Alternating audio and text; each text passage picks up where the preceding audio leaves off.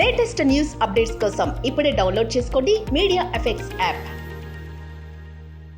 Welcome to media effects.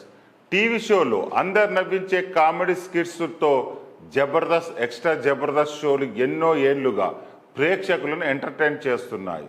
Jabardasth మొదలయ్యే దగ్గర నుంచి కమెడియన్స్ ఎంతో మంది వచ్చి వెళ్తూనే ఉన్నారు.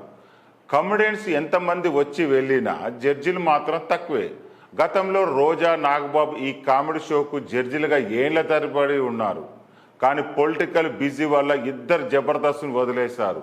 ప్రస్తుతం జబర్దస్త్లో కృష్ణ భగవాన్, ఇంద్రజ జడ్జిలుగా చేస్తున్నారు.